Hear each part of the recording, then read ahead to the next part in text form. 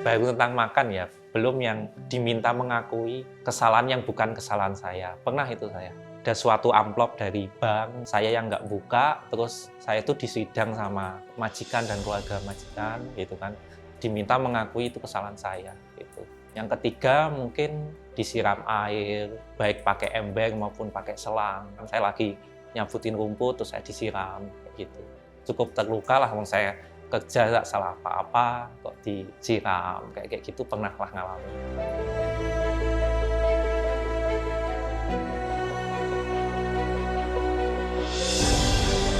Akhirnya cuma tinggal mampu saya kontrak garasi sama kamar mandi. Saya, anak dua, tinggal di garasi tersebut, plus ada toko saya, terus kalau ke kamar mandi ya keluar begitu.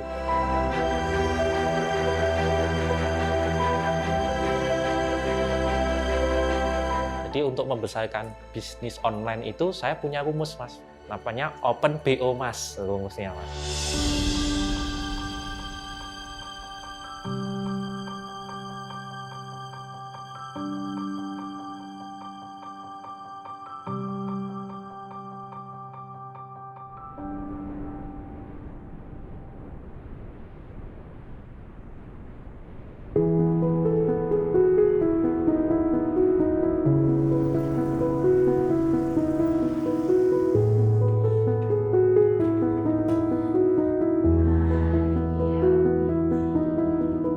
Assalamualaikum warahmatullahi wabarakatuh. Nama saya William Tanoyo. Saya konsultan, mentor, dan trainer marketplace. Sehari-hari saya bersama tim Digifolio membantu para UMKM, UKM untuk mengelola tokonya di marketplace seperti Shopee, TikTok Shop, Lazada, Blibli, dan lain-lain. Jadi jasa mengelola toko di marketplace. Kalau sebelum jasa ini ya saya ada toko online, menjual herbal, kemudian produk-produk alat rumah tangga dan macam-macam seperti itu. Kemudian saya juga ngajar di komunitas marketplace juga, nulis buku tentang marketplace, juga sampai udah ada 4 buku panduan tentang marketplace, bikin e-course juga, kelas online, workshop, training, dan juga ngajar di binaan-binaan dari banyak corporate ya, kan ada CSR corporate, nah saya ngajar di situ. Saya sudah mulai jualan online tuh dari 2009, Mas. Kaskus dan grup Facebook waktu itu. Jadi memang dari kecil tuh uang sakunya minim, Mas. Karena kan ibu saya kan kerjanya jadi pembantu rumah tangga nih. Dan saya ikut kerja ibu, jadi saya juga jadi tukang kebun, cleaning service, tukang cuci mobil, dan uang sakunya minim, gitu kan. Kelas 1 SD aja Rp100, naik kelas 2 200, jadi tiap kenaikan kelas naik Rp100. Makanya dapat jiwa dagangnya dari almarhum bapak. Jadi bapak usia 3 tahun kan meninggal, gitu kan. Memang bapak saya itu Chinese, Mas. Memang marga Tanoyo itu saya dapat dari bapak. Kemudian nama William tuh sebenarnya pengennya dikasih nama William. Dia kayak panggilan William di Inggris. Ya cuma nggak tahu kok orang kelurahan atau siapa yang ngetik jadinya namanya William gitu loh. William Tanoyo gitu. Jadi memang nggak ada privilege lah, Mas, makanya saya bilang punya marga tapi nggak punya privilege. Ya udah jualan aja dari kecil sambil kerja sebagai tadi tukang bantuin ibu nyapu, ngepel, terus bantuin nyabuti rumput, siram-siram, nyuci mobilnya, majikan kayak gitu. Biar bisa sekolah sama makan, plus dapat tempat tinggal. Pembantu rumah tangga yang mukim ya, dan anaknya dibawa kemana-mana gitu.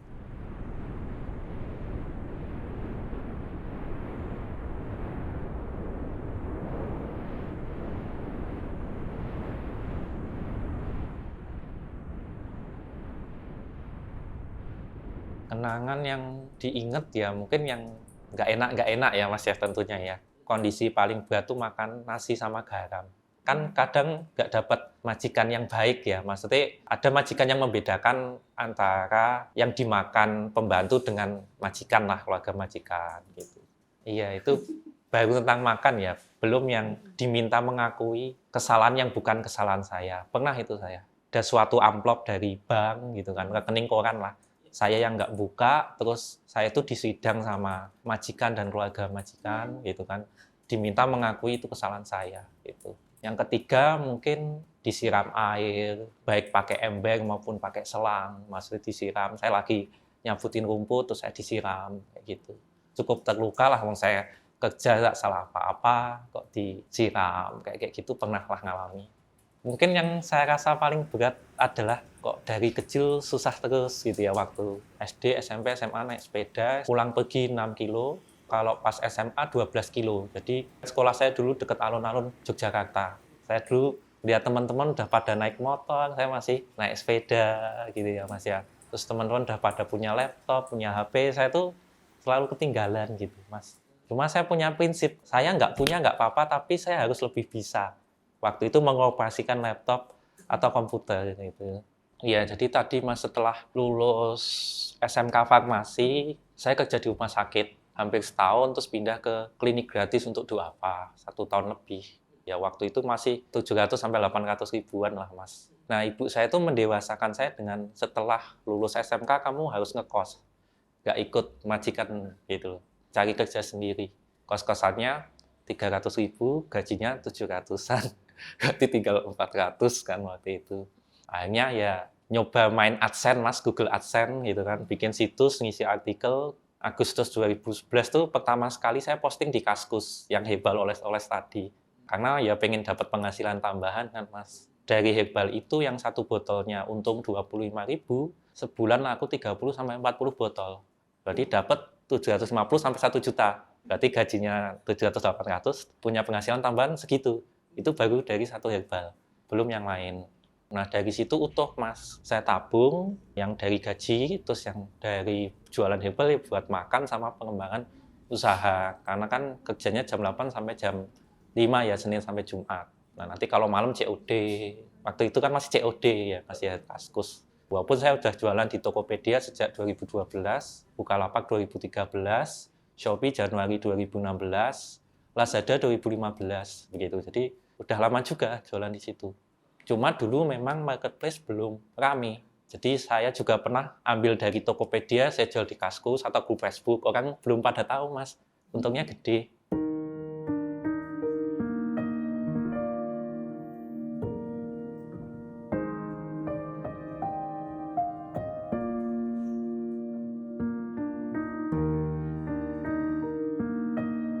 Di toko online udah lama banget, berarti 2011 sampai ya pandemi itu 2021 itu. Adanya agensi ini kan karena tim saya di toko online lebih. Terus karena saya sering ngajar-ngajar, banyak orang yang minta tim marketplace. Mas, mbok saya dikasih tim untuk ngelola toko saya di marketplace gitu kan. Akhirnya waktu itu ada 3 orang nih saya kasih ke murid-murid lah gitu. Ternyata yang transfer 10 orang.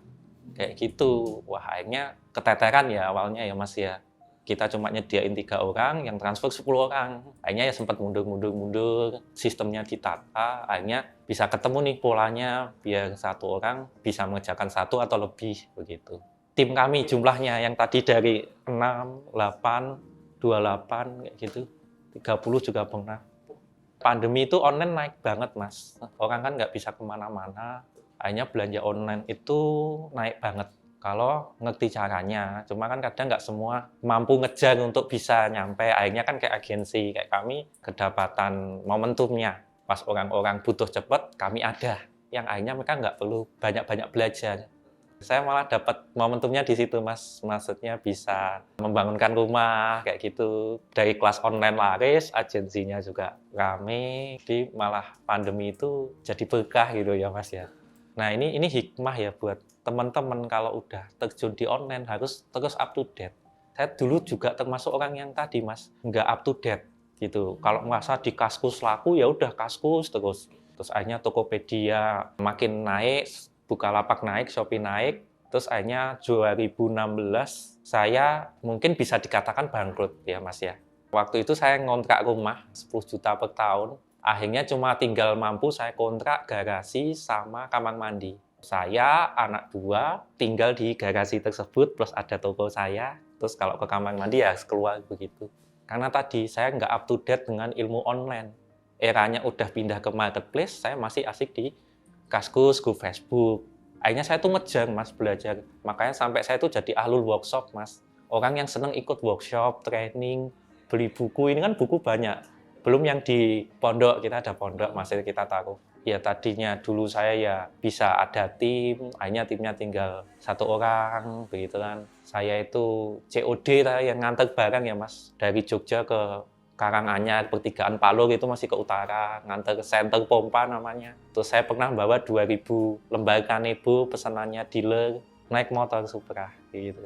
Karena tadi Mas, nggak up to date, bisanya cara lama, terus akhirnya usahanya berkembangnya lambat. Lalu saya mulai belajar-belajar itu 2016, 2017, saya lagi turun, saya belajar. Terus saya baru bisa mulai bangkit itu 2017 akhir, gitu kan.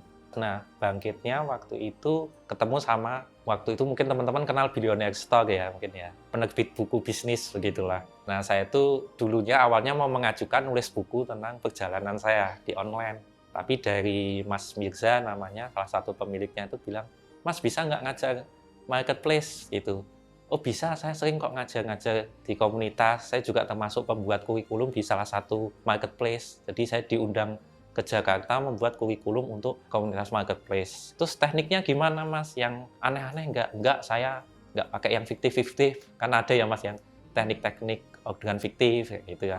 Nggak kok, aku sesuai aturan, mau aku juga ngajar di komunitas, deket sama orang marketplace, nggak mungkin tahu ngajarin teknik yang dilarang gitu. Oke, terus akhirnya saya bikin kelas online, terus akhirnya 2018 saya nulis buku pertama, judulnya Juragan Marketplace. Tiap tahun pokoknya launching buku, lalu Juragan Shopee, kemudian Juragan Marketplace Reborn itu setelah pandemi. Jagung iklan di marketplace, ada sekitar 4 buku.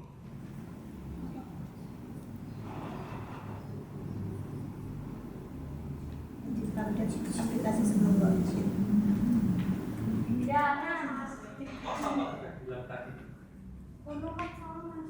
Mas, orang itu jualan apakah harus lewat marketplace sekarang ini? Sebaiknya harus, tapi jangan ketergantungan. Nah, jadi karena saya itu juga peduli ya dengan UMKM Indonesia, gitu kan, yang produknya tuh bagus-bagus.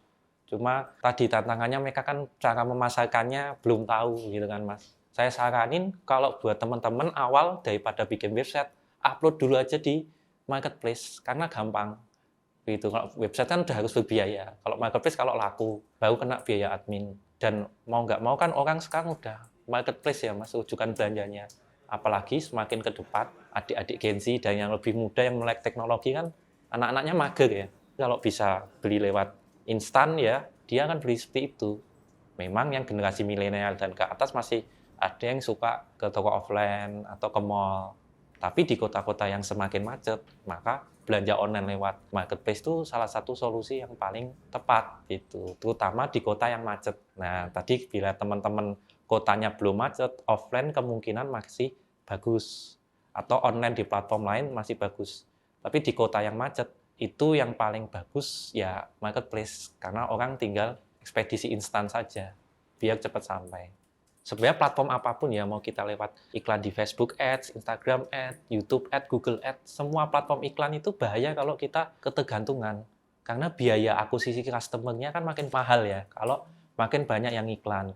Nah, bagaimana biar nggak ketergantungan? Nah, disitulah kita perlu cara, yaitu mengelola database. Nah, saya tuh bisa beberapa kali launching produk tanpa iklan karena saya punya database. Misal dulu saya jualan produk madu untuk program hamil. Setelah itu, mereka sudah hamil, kemudian punya bayi, saya jualan pelancar ASI. Hanya menggunakan database yang ada. Termasuk agensi ini itu juga berawal dari database peserta pelatihan saya. Baik yang beli buku, kelas online, maupun pelatihan online dan offline. Nah, saya tinggal broadcast atau story aja. Orang kemudian belanja. Nah, sayangnya teman-teman yang jualan online di platform apapun, itu nggak mengelola database-nya. Sehingga ketika platformnya turun atau biaya iklannya makin naik, itu mereka nggak siap. Atau kalau platformnya lagi ada masalah, akunnya kena banned, akhirnya mereka turun gitu. Sedangkan kalau saya punya database, mau saya jualin macam-macam bisa. Cuma untuk membangun database itu perlu cara yang tidak instan. Salah satu caranya ketika dipaket, kalau di kami ditulisin tuh, selain minta rating bintang 5, karena kalau nggak tulisi minta rating bintang 5, kadang orang taunya yang bagus bintang 1, Mas. Dan itu masih ada. Membeli di platform yang taunya yang bagus bintang 1. Akhirnya waktu itu kami bikin kertas untuk ngasih rating bintang 5. Terus kami bikin nomor WhatsApp official. Nah, nanti kalau nge-save nomor WhatsApp itu akan dapat konsultasi pendampingan 40 hari program hamil plus dapat e-book kayak gitu. Jadi orang akhirnya berinteraksi dengan kita. Jadi intinya bagaimana kita dapat nomor WhatsApp mereka. Teman-teman tuh bisa punya bisnis online hanya cukup modal uang sama diri sendiri aja. Tim itu udah bisa di-outsource semua. Jadi sebenarnya kami membantu efisiensi para UMKM-UKM, baik efisiensi waktu maupun efisiensi biaya. Jadi teman-teman tinggal, Mas pesen tim untuk pegang Shopee saya, Mas pesen tim untuk pegang TikTok Shop saya. Fokus aja, tinggal aku ada duit segini, mau bikin produk apa. Kami ada rekanan pabrik, baik pabrik herbal maupun garment fashion. Nanti secara marketplace-nya bisa kami bantu timnya untuk kami sediakan. Dan bisa dipantau kapan teman-teman mau ke Jogja, mau ngecek timnya bisa. Begitu.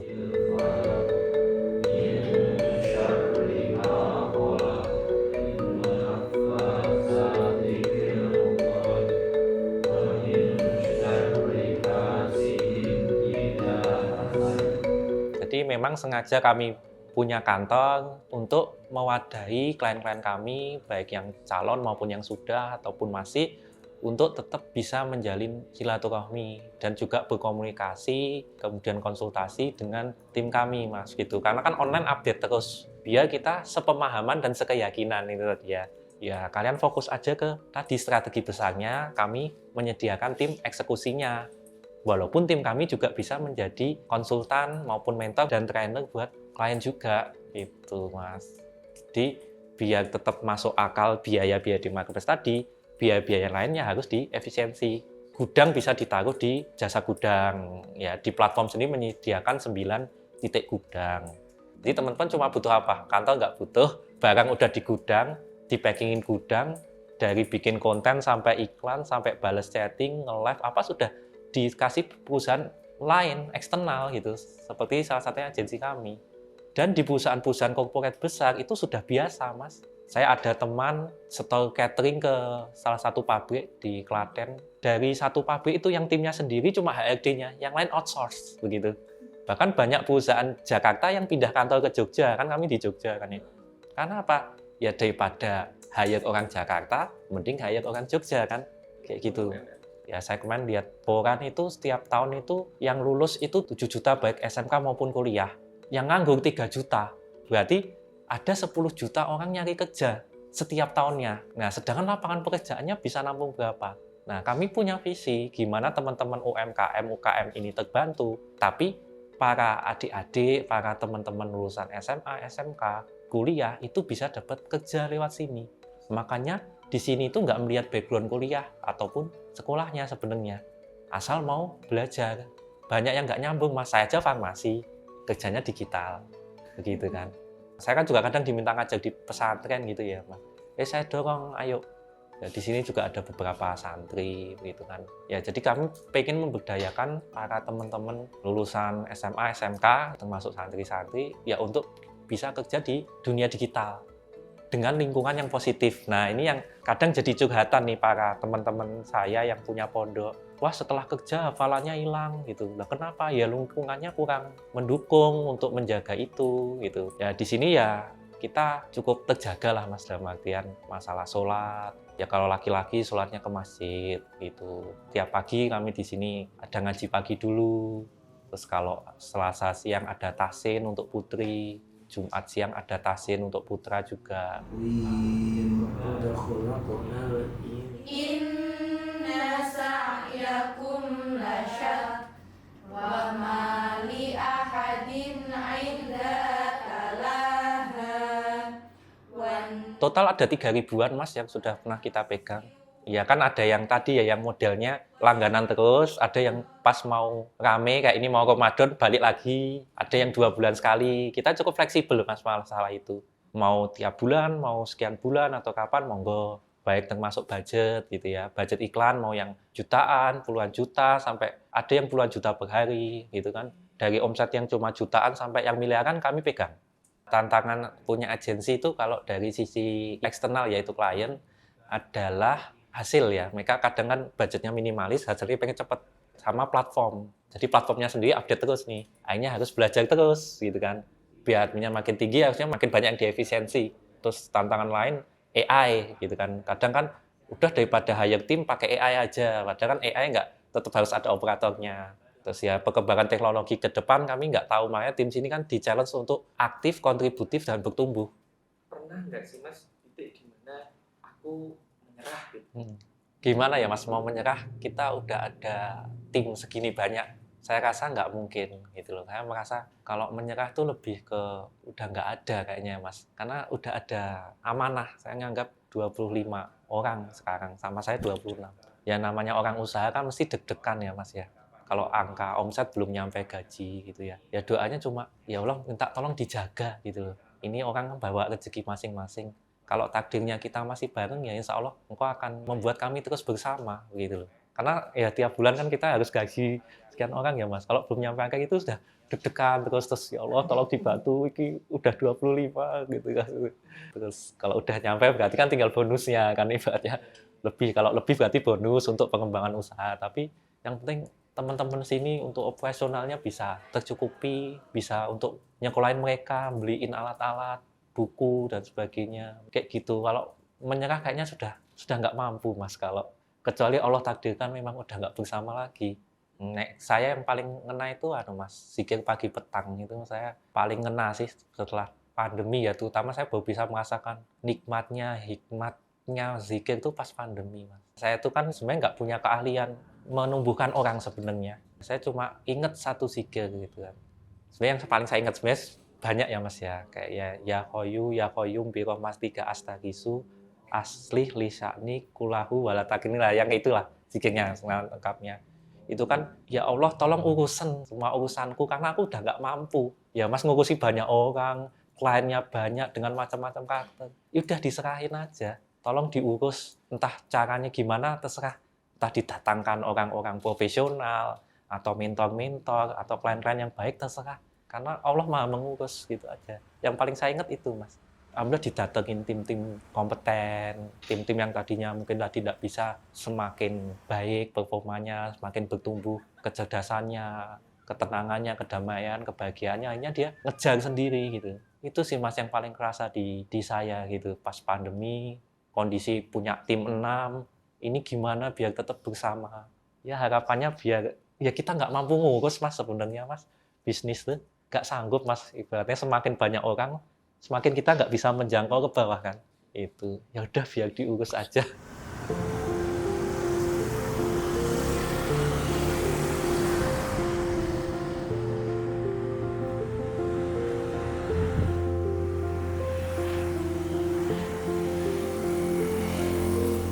Jadi untuk membesarkan bisnis online itu saya punya rumus Mas. Namanya Open BO Mas, rumusnya Mas. Nah, maksudnya Open BO itu adalah open tuh ya buka. BO-nya itu bisnis online atau bisnis offline. Atau branding online, branding offline. Bisa juga bimbingan online maupun bimbingan offline. Atau BO-nya itu singkatan dari besarkan omset. Nah, caranya gimana? Dengan MAS, MAS. Ya, bukan karena Open BO itu yang pesen mas-mas ya gitu kan. Maksudnya Open BO itu tadi Open Business Online dengan strategi MAS. MAS-nya itu apa? Marketing, Advertising, Selling. Nah, marketing itu tadi konten, foto, video. Nah, konten itu brosur kita, begitu kan. Setelah brosurnya bagus, disebarkan sama iklan. Advertising itu jasa sebar brosur lah di perempatan analoginya. Nah, termasuk A-nya itu afiliator.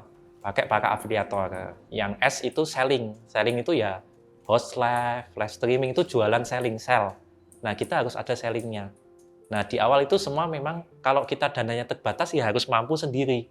Dari bikin konten, iklan, sampai live dan balas setting, packing, dan seterusnya. Tapi pelan-pelan mulai didelegasikan dari yang paling mudah. Packing, terusnya sampai konten. Atau udah tadi, kalau pengen cepat pihak ketiga kan semua aja. Cuma ada nggak dananya, tantangannya kan begitu. Banyak kok bisnis yang kita bantu. Awalnya dari offline bisa go online, omsetnya miliaran. Saya pengen punya legacy gitu kan, pengen ke depannya ya tadi ini membesar, ketika membesar terus usahanya banyak yang bisa kita bantu atau kita bisa punya anak perusahaan dari perusahaan ini, saya pengen bangun sekolah itu dan pesantren. Harapannya apa? Anak-anak yang punya minat terhadap dunia digital atau tadi dia nggak mampu gitu kan, itu bisa sekolah di kami. Terus nanti diajari tentang teknik-teknik digital ini, desain, foto, video, AI, dan sebagainya. Terus mereka bisa ditampung oleh klien-klien kami, begitu. Atau di usaha-usaha yang kami bangun bersama dengan klien. Nah, saya punya quote, Mas, barang siapa BU, maka open BO, gitu kan. Biar konsisten open BO, caranya kita harus punya rumus bisa. B yang pertama itu ingat, B-nya adalah butuh. Ingat kebutuhanmu masih banyak. I, ingin. Ingat keinginanmu juga masih banyak. Entah mengumrahkan orang tua, menghajikan, memberikan rumah, itu kan keinginan ya. Yang S, sukai pekerjaan yang kamu lakukan sekarang. Kalau capek harus yang diingat A. Niatkan semua karena Allah, akhirat, dan amal. Gitu. Kalau capek ingat yang A ini. Yang BIS udah jalan, yang A ini biasanya kalau pas capek. Kita capek-capek ini mau buat siapa tuh? Kalau enggak, ujungnya mau cari pahala, begitu kan. Dapat amal jariah, kayak gitu. Saya Welian Tanoyo dari Digivolium yang berlokasi di Yogyakarta. Terima kasih. Assalamualaikum warahmatullahi wabarakatuh.